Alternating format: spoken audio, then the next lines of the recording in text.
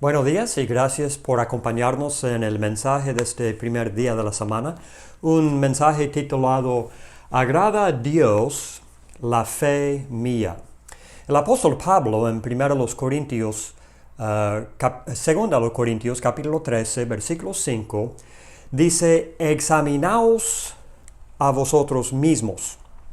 Y en una lección anterior empezamos una serie de lecciones con el objetivo de hacer precisamente esto, examinarnos a nosotros mismos. En el sermón anterior hicimos la pregunta, ¿qué concepto de Dios tengo yo? Y hoy vamos a hacer la pregunta, ¿agrada a Dios la fe mía? En futuras lecciones, si Dios permite, vamos a examinar nuestro arrepentimiento, nuestro bautismo, todo con el fin de cumplir esta exhortación que dice el apóstol Pablo, examinaos a vosotros mismos. Y en el sermón de hoy queremos estudiar 4 elementos de la fe que agrada a Dios y luego compararlos con la fe nuestra, la fe mía, la fe suya. Número 1, la fe que agrada a Dios es una fe basada en el testimonio fidedigno de Dios. Número 2, es una convicción respecto a este testimonio. Número 3, es una confianza en el objeto del testimonio, es decir, confianza en Dios mismo. Y por último, es una fe que obra. Vamos viendo estos 4 elementos de la fe que agrada a Dios. Número 1, es una fe basada en testimonio, el fidedigno testimonio de Dios. Romanos capítulo 10, empezando en el versículo 14, Romanos 10, del 14 al 15. ¿Cómo pues invocarán a aquel en el cual no han creído? ¿Y cómo creerán en aquel de quien no han oído?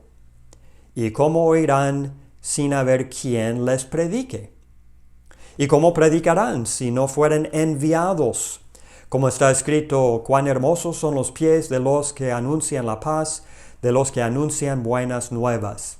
Y luego el versículo 17, así que la fe es por el oír, y el oír por la palabra de Dios. Nadie puede creer, nadie puede tener fe sin escuchar un mensaje de testimonio.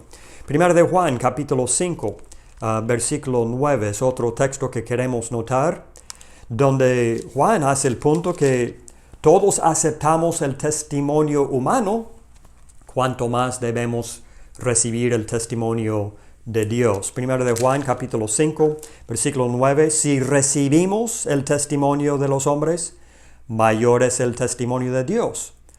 Porque este es el testimonio con que Dios ha testificado acerca de su Hijo. En los tribunales, todos los días estamos empleando el testimonio de seres humanos. Cuando hay algún crimen que se comete, cuando hay un choque de automóviles en la calle, los jueces, los abogados, todos escuchamos testimonio de seres humanos que a veces vienen con prejuicios o tienen motivos escondidos en decir lo que dicen o a veces están equivocados, pero siempre aceptamos testimonio humano en la vida diaria, cuanto más el testimonio de Dios, dice Juan aquí. Y luego Hechos capítulo 14, los primeros 7 versículos, es un texto muy importante respecto a esto también. Hechos capítulo 14, vamos leyendo del 1 al 7. Aconteció en Iconio que entraron juntos en la sinagoga de los judíos y hablaron de tal manera que creyó una gran multitud de judíos y asimismo de griegos. Mas los judíos que no creían excitaron y corrompieron los ánimos de los gentiles contra los hermanos. Por tanto, se detuvieron allí mucho tiempo, hablando con denuedo, confiados en el Señor, el cual daba testimonio a la palabra de su gracia, concediendo que se hiciese por las manos de ellos señales y prodigios. Y la gente de la ciudad estaba dividida. Unos estaban con los judíos y otros con los apóstoles. Pero cuando los judíos y los gentiles, juntamente con sus gobernantes, se lanzaron a afrentarlos y a apedrearlos, habiéndolo sabido, huyeron a Listra y Derbe, ciudades de Licaonia, y a toda la región circunvecina, y allí predicaban el Evangelio. Nótese, volviendo al versículo 1, el texto dice que hablaron de tal manera. Esto no es una descripción de la elocuencia del apóstol, sino de su manera de destacar el testimonio de las Escrituras.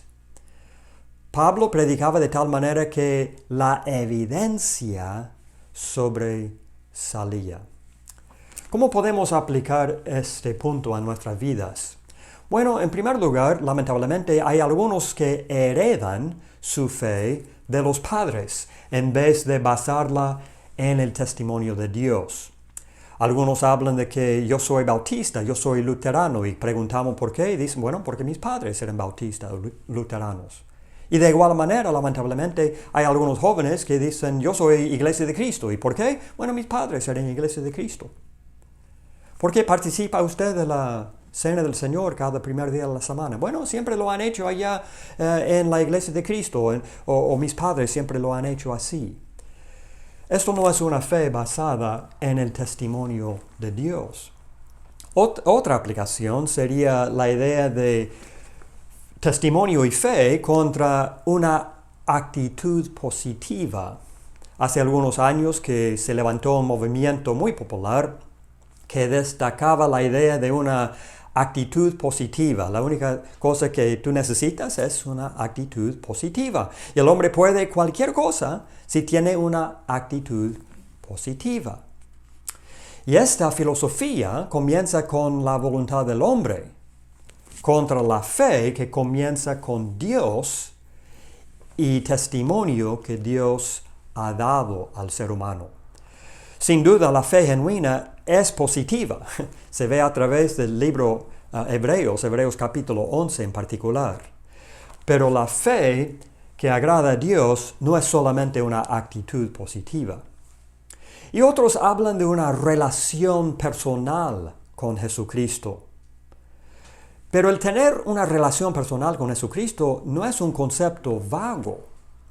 De hecho, tenemos una relación con Cristo según veamos a Cristo revelado. Escuchemos a Pablo escribiendo a los Colosenses, en Colosenses capítulo 2, los versículos 6 al 8. Colosenses 2, 6 al 8, por tanto, de la manera que habéis recibido al Señor Jesucristo, andad en Él, arraigados y sobreedificados en Él, y confirmados en la fe, así como habéis sido enseñados, abundando en acciones de gracias. Mirad que nadie os engañe por medio de filosofías y huecas sutilezas, según las tradiciones de los hombres, conforme a los rudimentos del mundo y no según Cristo.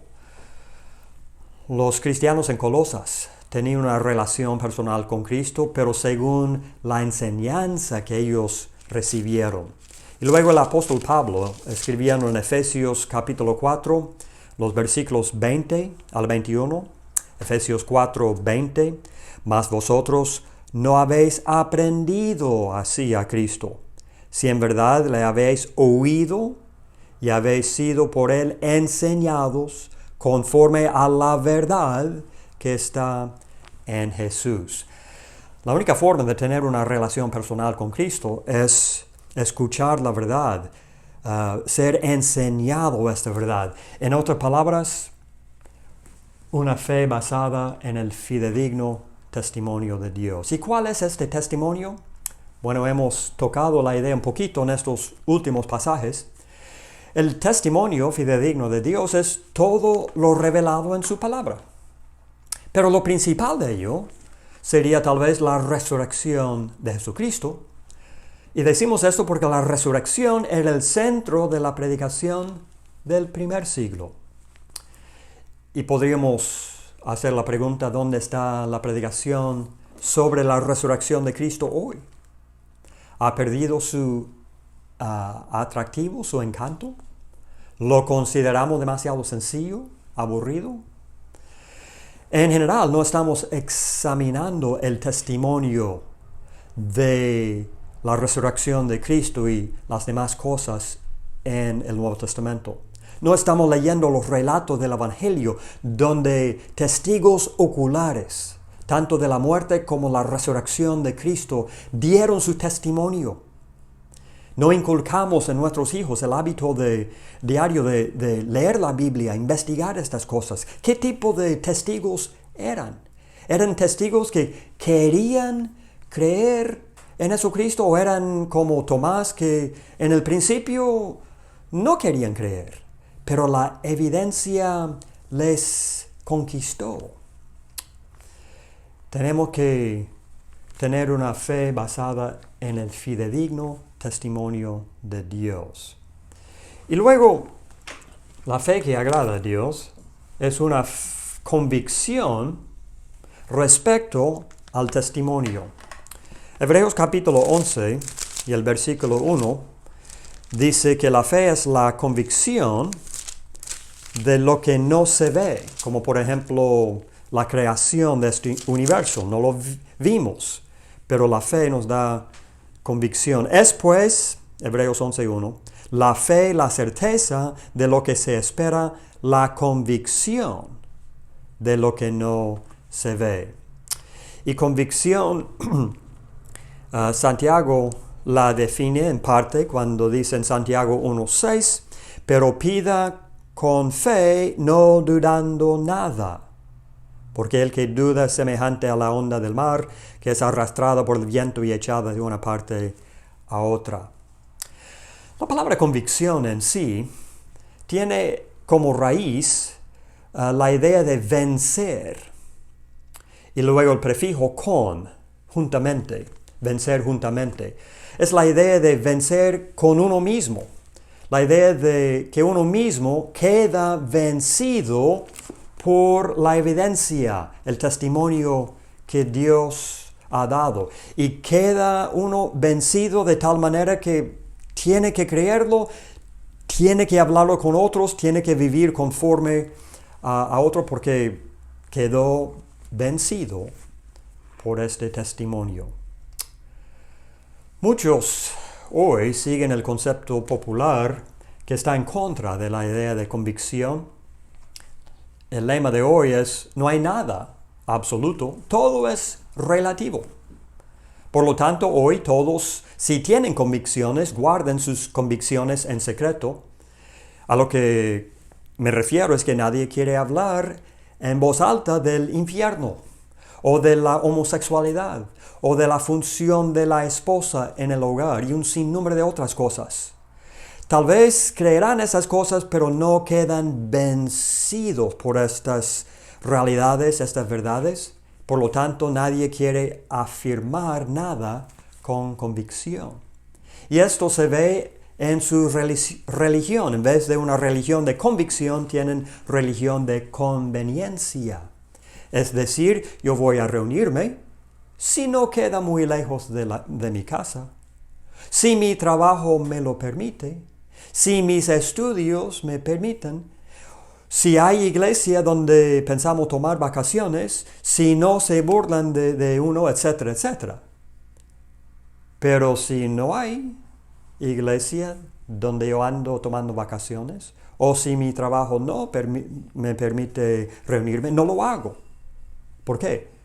No tengo convicción. Alguien me pregunta, ¿es bueno reunirse? Oh, sí, debemos de reunirse. Pero no tenemos convicción. La única fe que agrada a Dios es aquella que tiene convicciones. Y luego, número 3, la fe que agrada a Dios es una confianza en el objeto del testimonio. Dios ha dado este testimonio al ser humano, pero el testimonio habla de Dios mismo y tiene el objetivo de producir una confianza en Dios. Mucha gente acepta algunas doctrinas respecto a Dios o Jesucristo, pero no confían en Jesucristo mismo. Muchas personas creen que Dios existe, pero no creen que es galardonador de los que le buscan. Hebreos capítulo 11, versículo 6, nos recuerda que es necesario creer dos cosas. Hebreos 11, 6, pero sin fe es imposible agradar a Dios, porque es necesario que el que se acerca a Dios crea que le hay y que es galardonador de los que le buscan. Es necesario creer dos cosas, que le hay y que es galardonador.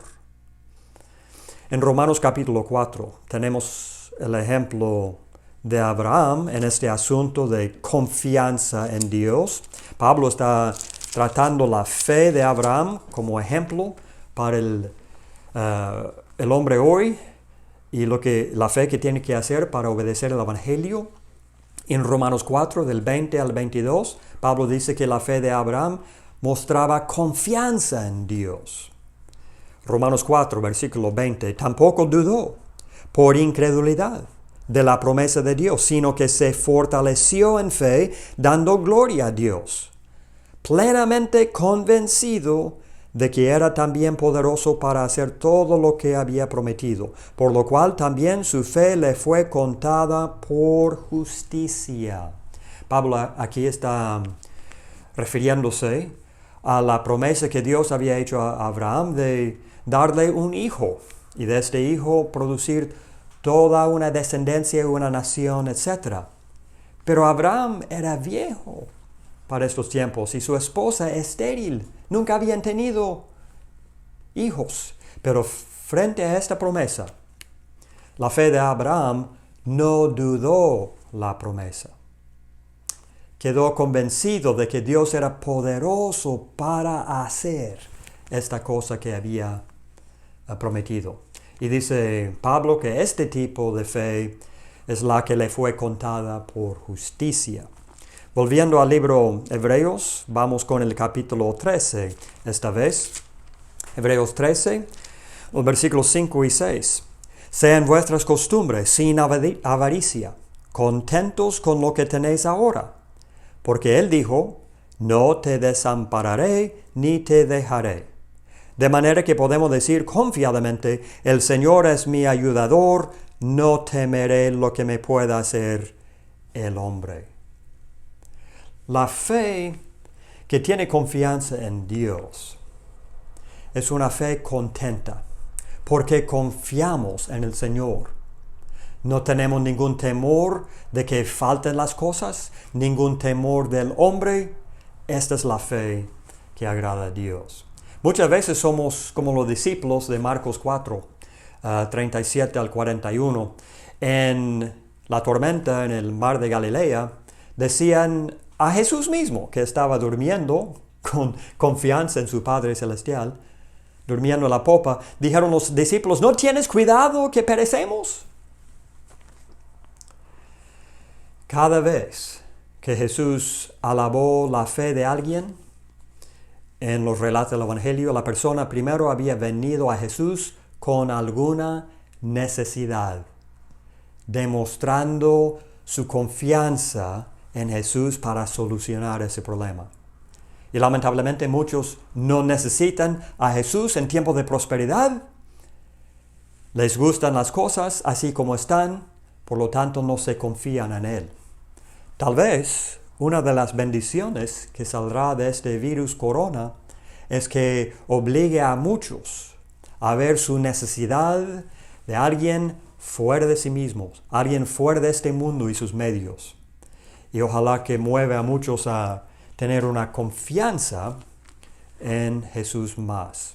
Respecto a la oración, muchas veces demostramos que no tenemos esta confianza en Dios porque tendemos a pensar que Dios suele decir no a todas nuestras peticiones. ¿Esto es pedir con fe? Yo sé que Dios no lo va a hacer, no me lo va a dar, pero sé que debo orar, es lo correcto, las Escrituras lo enseñan, así que voy a pedir a Dios. ¿Esto es pedir con fe? ¿Esta fe agrada a Dios? Por último, queremos observar que la fe que agrada a Dios es una fe que obra. En Mateo capítulo 9, versículo 2, como en el relato paralelo en Marcos 2:5, vemos que un paralítico fue llevado a Jesús por sus amigos para ser sanado. Y Mateo 9:2 dice que Jesús vio la fe de ellos. La fe que agrada a Cristo es una fe que se puede ver. ¿Por qué? Porque obra. En este caso, los hombres trayendo a un paralítico a Jesús para ser sanado. En Hebreos capítulo 5, versículo 9, leemos: y habiendo sido perfeccionado, vino a ser autor de eterna salvación para todos los que le obedecen. Jesús es autor de salvación, sí, pero a todos los que le obedecen. Y en Romanos capítulo 10 y el versículo 16, curiosamente vemos que no creer equivale a no obedecer.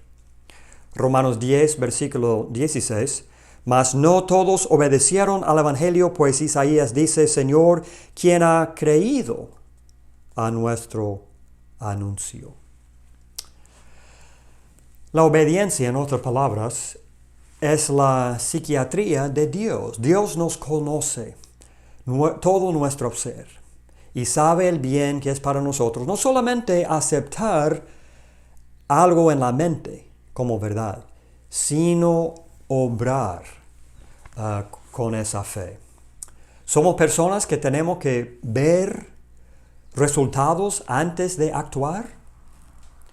Lamentablemente, vivimos en una sociedad en que muchos somos dados a los resultados. Echamos una moneda, apretamos un botón y esperamos una respuesta, una copia, un refresco. Y queremos la cosa ahora.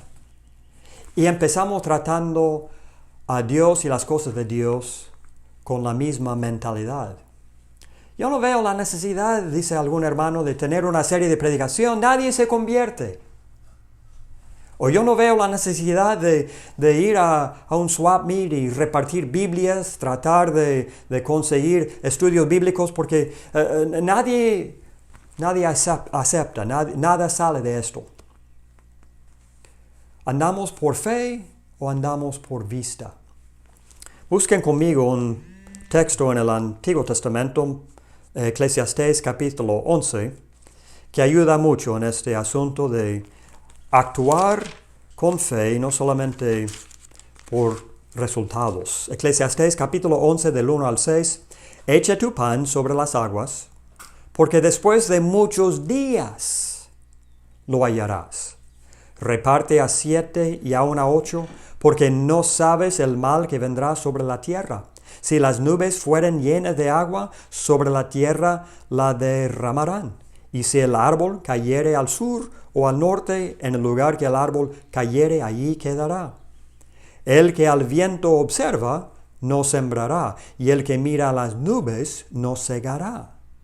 Como tú no sabes cuál es el camino del viento, o cómo crecen los huesos en el vientre de la mujer encinta, así ignoras la obra de Dios, el cual hace todas las cosas.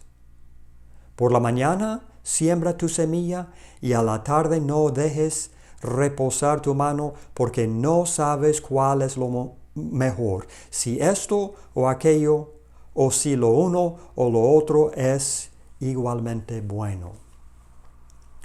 Hagamos proyectos para una serie de predicación. Invitemos, creando o no que la persona vaya a venir. Enseñemos a un amigo el Evangelio en el hogar. Piense o no que la persona vaya a responder. Mostremos misericordia al prójimo, ayudemos al prójimo, sirvamos. Que vaya a haber agradecimiento o no, no sabemos. Y en cuanto a obediencia al Evangelio, Dios dice no solamente creer que su Hijo sea, que Jesucristo sea su Hijo, y que Él murió en la cruz por ti y por mí. Dice Dios que hagamos confesión de esta fe con la boca y que seamos bautizados en agua para el perdón de pecados. Algún día, todos querremos tener una fe que agrada a Dios. Para muchos será demasiado tarde. Me refiero al día del juicio final. Y el punto es que comencemos ahora a tener una fe, número uno, basada en el testimonio de Dios, con convicciones, que confía en Dios, y una fe que obra. Y reconociendo que hace falta una de esas cosas en nuestra fe, hablemos como el Padre de Marcos capítulo 9, versículo 24. Creo, ayuda mi incredulidad. Que Dios le bendiga.